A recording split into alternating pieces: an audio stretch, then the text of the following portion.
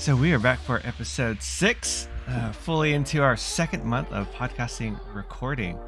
And so we are covering tech news, family conversations, and whatever else is hot of the week. I feel like is kind of where we've landed. And my name is Tony. I am a product marketer by trade for 15 plus years. My name is Matt. I'm in product for over 15 years as well. And I'm excited to continue talking about everything going on in the world. Yeah, these first 5 episodes have been good. I think we're really getting into a system now and a rhythm. Yeah. We're starting to get more views, and we're just honing in on how to talk about what we want to talk about. So if you have any suggestions, please let us know in the comments. Subscribe, like this video, because we're going to be putting one out every week. And we've started to explore short form content, and so that'll be up more on a daily, more of a daily cadence, I think, is what we're going to try. So also, this is about our journey of as being creators, and so if you are also interested in how that works, if you're thinking about doing it yourself, follow along and learn with us, basically. So, well, the one thing I learned, and thank you, Tony, for teaching me this, is in order for YouTube to recognize a video as a short, it needs to be under 60 seconds. So I was uploading a new short to YouTube using the YouTube Studio, and it was so confused as to why this video was not being recognized as a short, because if you don't know how it works, you upload it and YouTube will automatically recognize and classify a video as a short. Well, I was uploading one of our videos and it wasn't doing that. And there's no way to actually change it or mark it as a short. So I was stuck for a good 10, 20 minutes. And finally I texted you and it's like, what's going on? This video is not a short. And then you said it needs to be under 60 seconds. And sure enough, the video was 1 minute and 5 seconds. Yeah. So thankfully, YouTube actually also has an editor in the studio. And so I just cut out some content from the video. And then once I did that, it moved it to a short. But that was not a great user experience. It should have. No, product fail. It's like if you have a hard requirement like that, it should be on that page somewhere telling you upload a 60-second clip and we'll automatically create a short for you. Yep. I would have been banging my head against the wall for a while more if I didn't text you. Yeah. So creators, just know that 60 seconds or less, and it'll automatically mark it and upload it as a short. Yeah.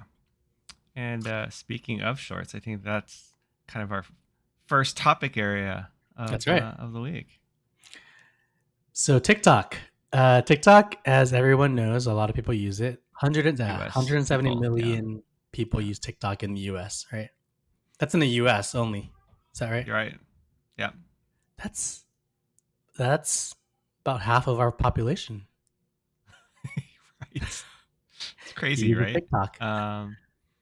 Yeah, and I think I don't remember the exact number, but it's not too far off of Instagram at this point. Yeah. If you haven't US users. If you haven't been following TikTok for a while, it's just had massive growth, especially during COVID, since everyone was at home scrolling their phones, and that was really TikTok's massive shining moment and period of growth was during COVID. So the big news from this last week, and this actually started during the Trump presidency. While Trump was president, he had brought up wanting to ban TikTok. There's been a lot of controversy and concern over TikTok by the US government because TikTok is owned by a Chinese company. And there's a lot of concerns around security risks. What is China going to do with the data that they're receiving in TikTok from US users? And also, how can, what type of control does China have over showing us specifically, messages and things they want to show us within TikTok. And as you can imagine, especially during the Trump presidency and Mhm. election, there was a lot of stories around misinformation, and uh, there's thoughts that within TikTok, China can influence the election. So obviously, Yeah. that's why Congress is trying to get this done before this upcoming election, Yeah. so that China can't influence it. Yeah. Um, but last week, the bill to ban TikTok was signed by the Yeah. House of Representatives Yeah. pretty unanimously. I think it was like a 90% vote in favor of banning TikTok. Yep. Now it has to go to the Senate, and Biden actually said that if it comes to his desk, he'll sign it. Yep. And if this makes it through, then China, by way of ByteDance, who owns TikTok, would have to divest in TikTok Hmm. within 6 months. Yep. Coincidentally, right before the election, or else it'll be banned. Yep. It's interesting. I think one of the problems has been is it hasn't been clearly explained, like in normal user terms, of why they are so concerned. Like this past week, I see all the these early Gen Zers, etc. Like, why are scared China's going to know that I like watching these dog videos or random people singing? And I'm thinking it's like it's because you don't understand the nuances behind. It's not just about the content that's being surfaced. I think what the concern is, and this is actually highlighted because when this ban was being voted on, they basically sent to all their users of, hey, the US government is going to ban, call your congressman, right? And there are all these stories about congressmen getting thousands and thousands of calls in of people saying don't ban TikTok. These children were calling from the playground saying, please don't ban my TikTok. And I was like, okay, this like highlights what they mean by potentially influencing Yeah, US citizens to take action or do something, right? So if you think they're they were demonstrating able to, right, they were able to get people to like call a congressman and do this. Now if you think if they were able to do that more sub like a more subtle way of doing that, right? There's a certain power behind it. And I think what people don't really understand, it's kind of mind-boggling that people really don't understand how China has control over their country. It's because a not lot just of about, a lot of Asian countries like are in that very managed and owned by yeah, government. people who have never experienced the flip side of it don't really understand what it's like to not have the types of freedoms we have here in the US, which is Yeah, kind of sad. it sounds like you're a proponent for the bill, though. Is that what I'm reading? I think it makes sense, right? Think about it this way. Facebook is not allowed in China, Mm-hmm. right? Yeah, And Facebook so is it's banned in like China. Facebook is banned in China. Like Twitter, you can't use that in China. And Isn't it so it's like, also like YouTube or? yeah, YouTube, like none of our social networks are allowed in China. And so I think the message they could have said easily was, well, China doesn't allow US social networks into their country. And so we are just doing the same thing. We're not allowing Chinese social networks into the US. Right. Or we're doing the same thing that China tells us is if any of our companies want to operate in China, they have to partner with a Chinese company. So we should say the same thing. If Yeah. ByteDance wants to operate TikTok in the US, then they need to partner with a US based company. Yeah. You And I, know, and I all the think that's what I think politicians, that's what the whole thing was, right? Especially during the Trump era, is they wanted to make it more of like a U.S. entity with like a right? So, U.S. CEO right. or president But or whatnot. I just don't know why they don't explain it that way. I think Yeah. if they did, people would understand. Like, oh, well, China is not letting any of our stuff in, so why should we do the same for them? Yeah. I actually haven't seen anybody talk about it that way. And I don't think a lot of Gen Zs actually know what it takes to operate a company in China. I had those similar thoughts though around how much people understand what goes on in China, because a lot of Yeah. our social things are banned in China. The one thing though, during the election, the Clinton Trump election, I remember this experience because everyone knows that election was very controversial. I think Hmm. that election defined and split the lines between how our country is right now, where Yeah. there's a clear divide of people, right? Hmm. And I remember seeing it in Facebook predominantly Hmm. because I got into an argument on Facebook with one of my friends from college because he Right. supported Trump. The other thing I observed during that election, and there were several I think people and stories that talked about this, but it wasn't as big of news I think as some others during that time. Going back to our theme around talking about algorithms, Hmm. personalization algorithms, they cater toward what you are interested in. Yep. So I remember during that election that much of the news and posts that I saw Hmm. were in line with being a democratic, Yeah. liberal. When I would do sleuthing and try to understand what is my friend, what does my buddy see Yeah. on his side that's leading Yeah. him to believe these things that I Yeah. think are not true, it's because his algorithm was showing him the stories and opinions Yeah. and news from like Fox News, which is Hmm. more conservative, right, and Yeah. Republican. Yeah.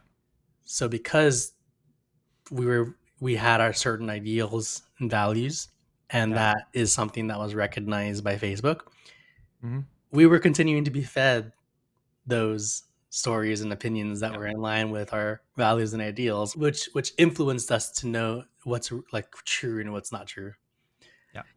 It's it's an echo chamber that basically reinforces kind of your current, like your world view, or kind of how you think about topics and subjects. If you really look at the algorithm, people look at TikTok and like, oh, I'm just watching these random videos of people dancing or people singing. It goes beyond that, right? So Yeah. you're actually able to build a profile of you as a person, not of you as like, yeah, you're watching this music video, right?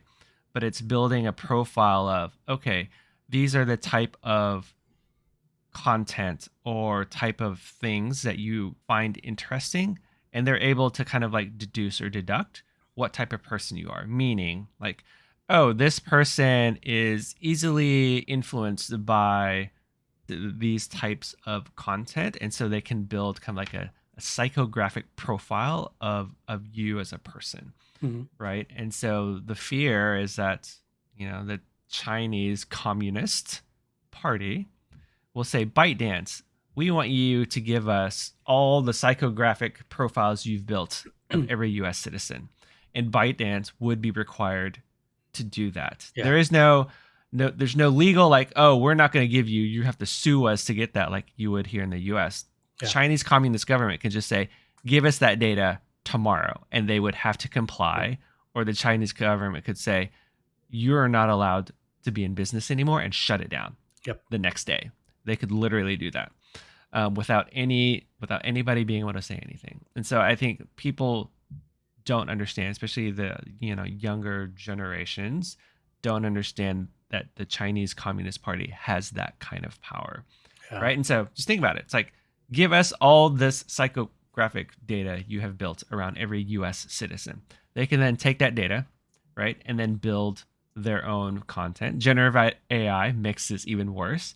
Hmm. That can help sway how these people think, right? To either think better about China, or as current going into this year, influence people to vote a particular way.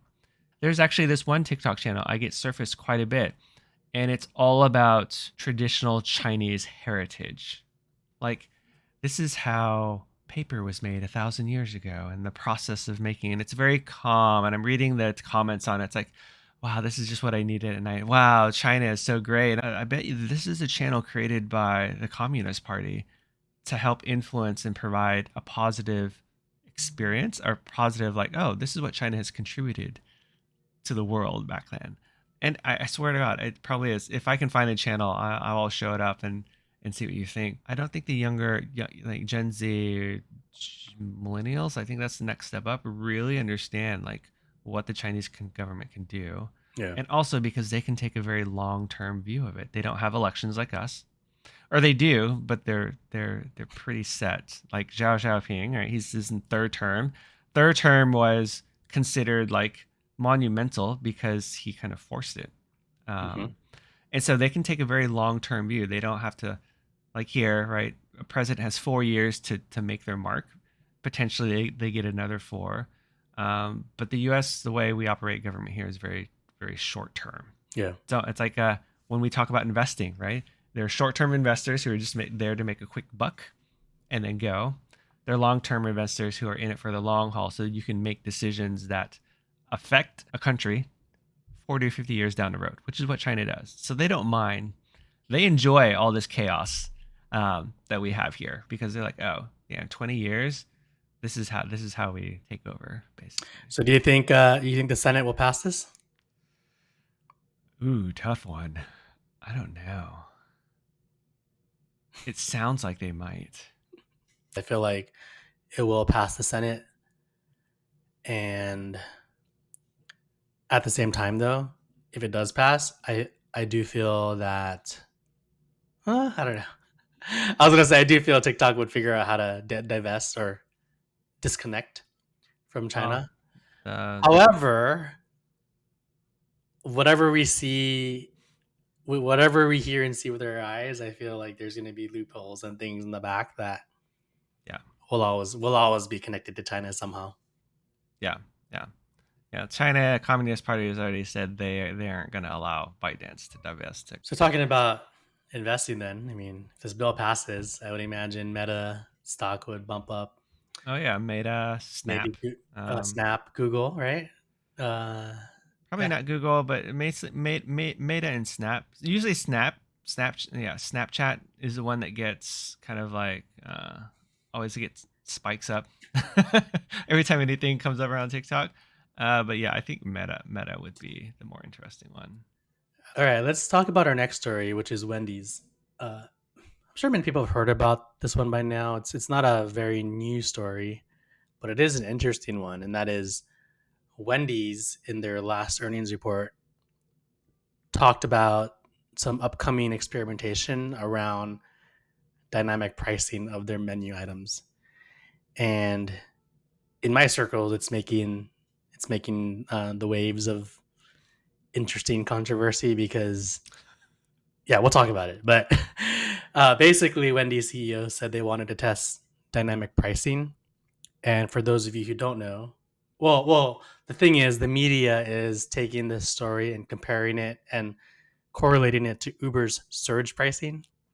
So as you know, like Uber surge prices. So when there's times of high demand, meaning there's a lot of riders who need a car, when they see when their algorithms or when their intelligence, AI if you will, detects that there is a lot of riders but there are not enough cars to satisfy and fill all those riders' needs, then surge pricing is activated. And so what surge pricing does is it increases the price of rides. And by doing this, and so when that happens, drivers who are maybe not on the clock, they'll get a notification saying, hey, right now there's an area of high demand. You can make more money if you turn on your car and start driving for us right now to pick up these riders.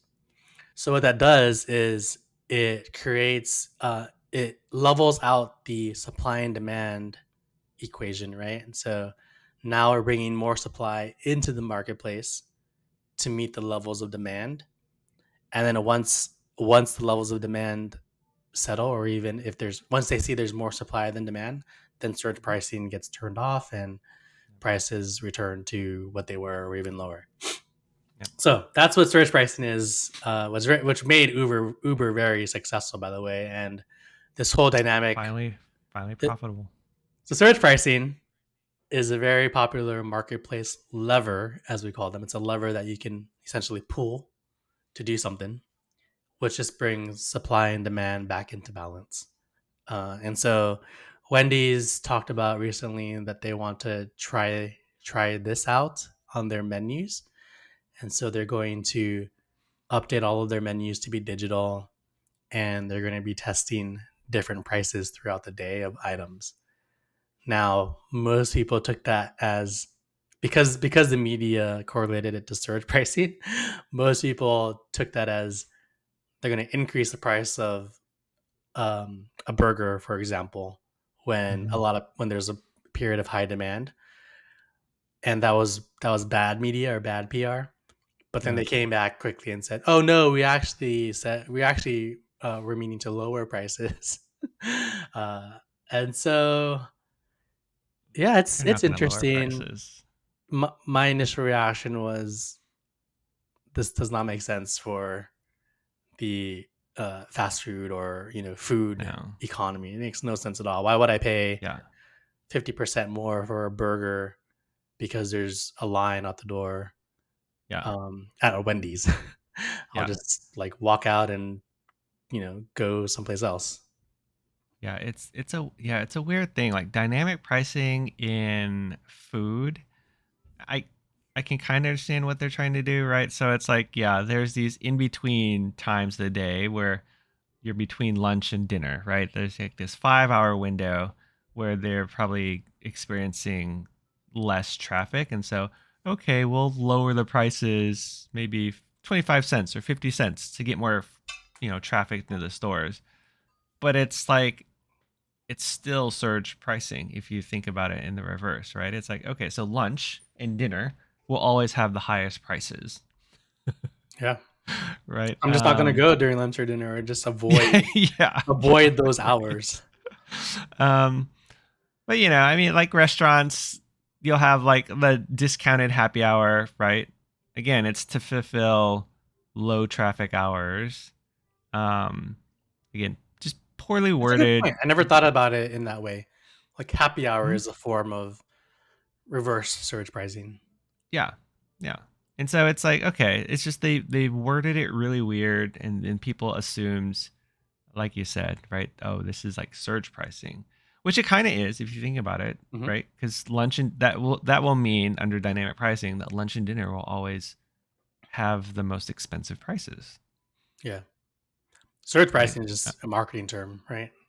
Yeah, it's just a marketing term, Yeah, really. It's dynamic pricing. I think a lot of people don't understand that, right? It's really about not Uber trying to make a lot of more money because there are not enough cars. It's to try and get more drivers into that particular area because of the high pricing, right? To even out um, that supply demand, which a lot of people just don't. That's just how marketplaces interesting. work, Yeah. right? So You're then trying to find an equilibrium. In Wendy's case, they're trying to bring.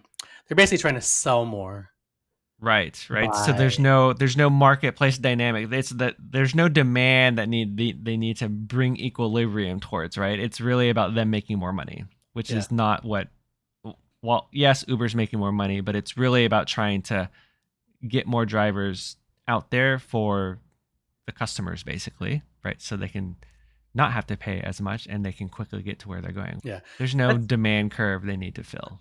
yeah. That's interesting then, because now that you're talking about it in this way, or now that I'm understanding it in this way, it's not really a new thing. I mean, fast Mm-mm. food restaurants, other restaurants, they do this already in the form of, like you Yeah. said, happy hour, in the form of Mhm.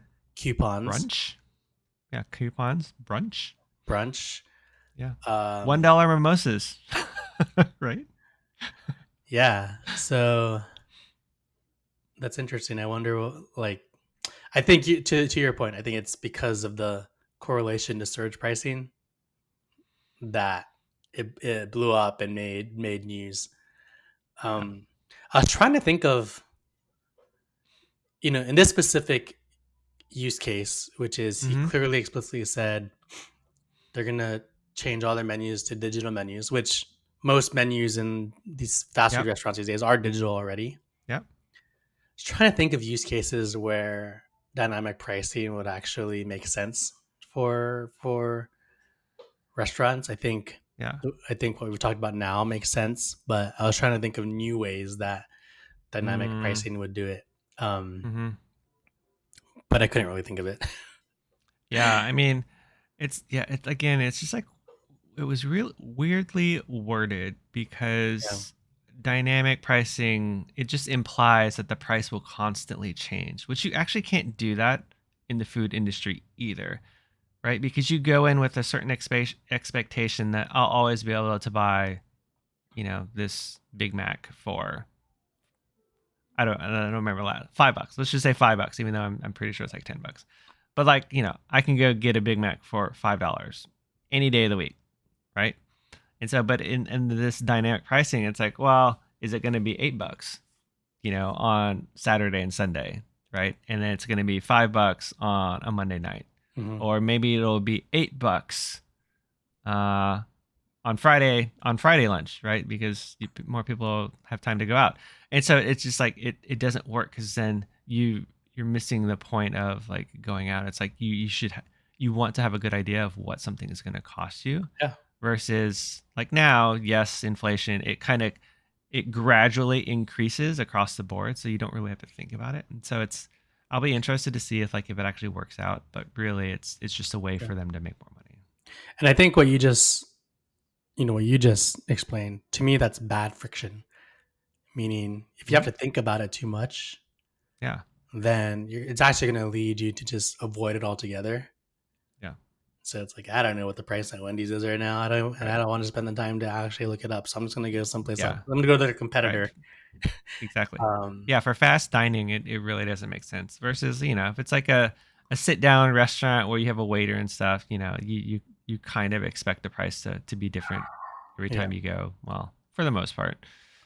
yeah, But anyways, it's weird. And again, weird decision. I wonder what the analysis behind it yeah. determined. Like And then, it had to be something. oh yeah, well, yeah. I mean, Well, I say it had to. Who knows? Sometimes it could have just been somebody who was like, "Hey, this sounds like a great idea." that's what I think more so. I think it was just an idea that came out, and Yeah. they're like, "Oh yeah, let's Yeah. try this out." Right. The last thing I was gonna say about that, one thing I was gonna say though is it makes much more sense in like an Uber or even you know hotels and vacation rentals because Hmm. especially in an Uber, it's like you're at the curb, Hmm. you need a ride right now, Yeah. and you're not gonna. There's nothing Yeah. else you can do. Yeah. Yeah. And then Uh, hotels, most people understand like high season, you're going to pay more because a lot of people are going, right? And so mhm. you just pay more during You high have your season. Low dates. season, yeah, you have your dates, you know when it is, You right? probably bought your plane ticket already. Yeah. But again, it's like it's solving that supply and demand problem you were saying, right? It's like low supply, high demand means the prices go up. Yeah. But with food, Gosh. you just don't. Maybe in 50 years when there's a food shortage, okay, but Yeah. at the moment, Yeah. there's no equation there to fill. All right. Let's get to our last story now. Um, talk about it briefly, but that's Reddit. And if you didn't know, Reddit filed for IPO last week. So they're raising. Reddit was started in 2005, so it's been about 20 years almost since Reddit Wow. started as a company, and they're finally able to file for IPO. They're raising 750 million. They're trying to raise 750 million in this public offering and hit a valuation of about 6.5 billion dollars. The target price per share will be about $34 per share. And they have 75 million active users per day, which is a lot of users. Mm-hmm. So yeah, happy for Reddit. I mean, if you were at Reddit, that's a long time to to hold on to It's a your long, equity to yeah, right. yeah. But I'm Yeah, sure but they're many of you who may or may not know, oftentimes for these companies who have been private for a long time but have high valuations, they do secondary offerings, meaning they'll have these moments in time during these 20 years where I'm sure they allowed their employees to sell some of their stock on a secondary market which exists, mm-hmm. and so I'm sure some people have been able to cash out on some of that, but for the Yeah, majority, probably not. yeah. um, Um, and so it's been a long time for some of the early Reddit employees. Yeah, it says in documents filed with the SEC, Reddit said it reported a net income of 18.5 million, its hmm, first profit in 2 years.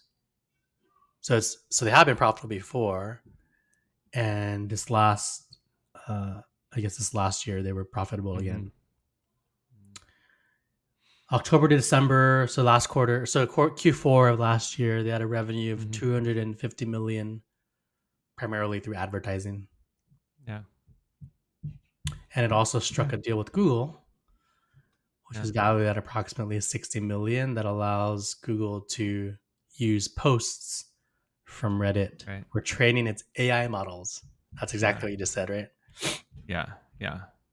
I remember that's one of their side businesses now is to sell their data to AI Yeah. companies to train on. And that's what we talked about last episode, right? When we were talking about the OpenAI board. We know Sam Altman is a heavy investor in Reddit. Mm-hmm. We know that the Quora CEO is on OpenAI's board now. Yep. And so I think it's all around the massive data that comes from long Yep. tail user posting Yep. that's essentially free because it's just me and you going to these sites and giving them our data. Right. But that's a lot of data to mine. Yeah. Mm-hmm. So yeah, I don't know when the projection is for Reddit to be on the public market, but Yeah. It should should, be in the next month. I mean, yeah, once you file, it's usually pretty quick. But yeah, yeah. I'll be interested to see what it actually prices at and if it tanks right after. Let's see. So you're gonna. This is not financial advice, Yes, for this is not entertainment financial purposes advice. only. But your call is it's gonna tank after Hmm. going public. Yeah, I think it's gonna be like Robin Hood. Hood for people who are looking for the ticker. HOOD. Robin Hood, the brokerage. But how much? Uh, How much do you think it's the gonna tank by? I don't know, maybe half. fifty I percent say eventually I'll get to half. in like the Oh first man, week. it makes me think of like ARM, like when ARM IPO'd and it like tanked to like 50 or $40. I was thinking to myself, this is actually not a, it's like so far down, it would be worth picking this up Yeah, because ARM is ARM, right? And then I never did. And now it's like $150. I was like, man, it's such an yeah. easy one to buy because it's like people are just overreacting at that point. But Reddit, I don't know. I think it'll end up like Hood. I want to look at, so if they're targeting a 6.5 billion valuation. I actually want to Mm-hmm. look at maybe some other companies that are $6.5 billion and Mm, see if it justifies that yeah. valuation. Because if not, then I fully agree it'll tank. But if it does justify that valuation, then I don't know, maybe it'll just I mean, it stabilize. could be worth bottom feeding. Yeah, this this market is interesting right now because we're in a bull market, right? So do people pile into Reddit in the first week and then it tanks, or does it tank on day one after going public? Yeah. It'll probably take a couple of weeks as people absorb it. So it'll go up. It'll go up first. I don't know. I mean, it might go up a little bit. I mean, I can't see somebody paying like north of 50 a share. That seems like a lot. Okay. But I haven't looked into their filings yet either. Yeah. I mean, whatever, right? Yeah, relative. Yeah, you just need to look to see what the PE is going to be. Well, we'll have to make sure we come back to this when they go Yeah, public in yeah. and see what the calls were. I don't know. So Yes. I got a little thing from SoFi asking if I wanted to get in on the IPO. Oh, really? Well, if SoFi is doing that, that doesn't sound good. And I've been debating. I'm like, should I get in? Should I not? I don't know. It's like a gamble.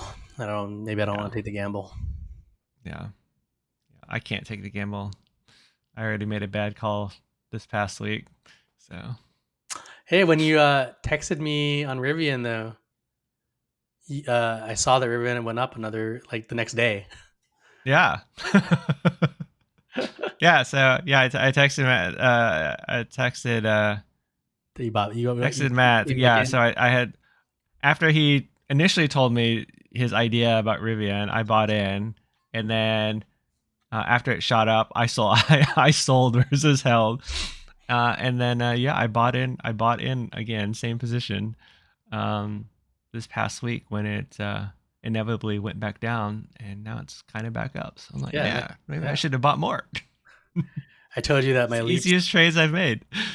I told you my leap the same day. I told you my leaps were under now, even because I kept I'm holding on to them. Yeah. But then by the end of the week, last week, they were back to positive. So, yeah. Like, man, instead of that, I FOMO'd into Nvidia right at the I guess at the end, right? As usual, it's like when you're chasing stocks, is a lot of times you end up buying when it's kind of like burnt out. And so yeah, I had a few 950Cs expire worthless last week, which was kind of painful, but that's investing, right? You win and you lose, but as long as win more, as long as in the long term, when you say long term, it's like 10 to 20 years from now, as long as you're up in the long term, then you're still a winner. Yeah. All right, I think that's good for episode 6. You can tell we're having a sunny weekend here in Washington because my lighting has changed. The sun is fully out. I was gonna say, look, I can actually see like blue skies. It looks like. So I'm gonna take my dog for a walk before we need to go to a birthday party, 10-year-old birthday party. Okay, well, have fun at birthday party. I will. And we will talk again next week to see what's going on in the world. Yeah, so stay tuned. All right, bye. All right, see ya.